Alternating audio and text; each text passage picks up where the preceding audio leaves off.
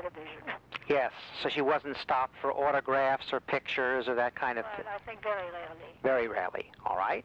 Now, we found it interesting that your sister, like your parents, became very interested in science, and correct me if I'm wrong, she and her husband eventually won the Nobel Prize. Yes, indeed. Yet you yourself were more interested in music and painting. How do you explain that difference with two parents who were so much into scientific research? Oh, I don't know if I can explain it. I think maybe I was intimidated by all that science around me and wasn't sure that I could do as well. But I really don't remember that. I had just different tastes, and for my sister there was never any question. She went right the same way as my mother and did terribly well, married a scientist, and made a great career in the same field. But I had different tastes, and I just tried to do other things. Sure, and after all, we're all entitled to pursue whatever careers we like. That's right. You don't have to be a scientist just because your parents didn't. I had to make a speech at a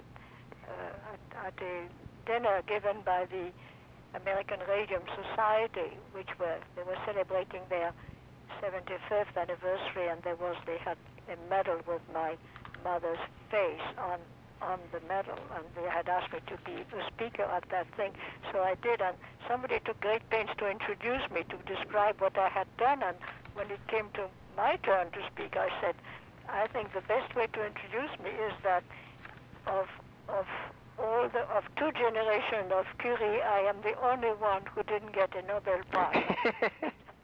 much simpler. Everyone laughed. We know what your mother received the Nobel Prize for. Now, your sister and her husband, is it Frederick Joliot? Yes. What did they receive their prize for? They received, well, first of all, my mother received, as you know, 2 Nobel Prizes, one shared with her husband and with a scientist called Henri Becquerel in 1903, and right. Then the second one, that was after my father died, for her own work in chemistry in 1911. So for a long time, she was the only person, man or woman, who ever had a scientific Nobel Prize twice. Yes. But my sister and my mother-in-law got a Nobel Prize in 1934 for what they call artificial radioactivity. Their work was really the great pioneer work toward many accomplishments later on in industry and medicine, and that consisted of making radioactive bodies which were, substances which were originally inert, and so you could use those substances as a radioactive body later on, and for instance all the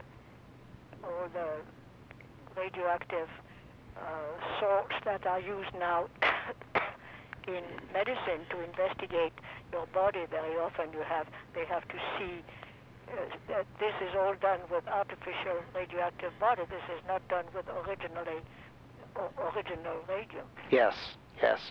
One of the most daunting challenges you had, Mrs. Labouisse, was to write a biography on your mother. Couple of questions here. When you were initially approached to do it, were you a little reluctant at first?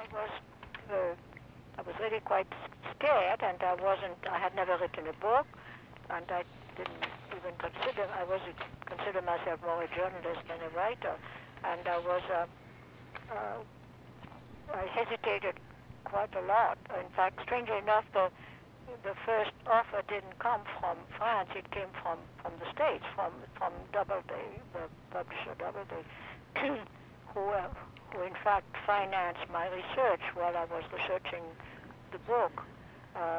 But finally, I decided to try because I thought that my mother had such a private life. She had practically no social life. She lived between her laboratory and her family and her work. And so not too many people knew her well. Yes. And so I thought, well, there would certainly be I knew that some biographies would be written. In fact, quite a few have been written since. But that maybe they would not be written by anyone who really knew her and who really had lived with her. So that's what made me try to do it. Okay. But in the course of the book, several times I really almost gave it up because I thought it was too ambitious for me to do.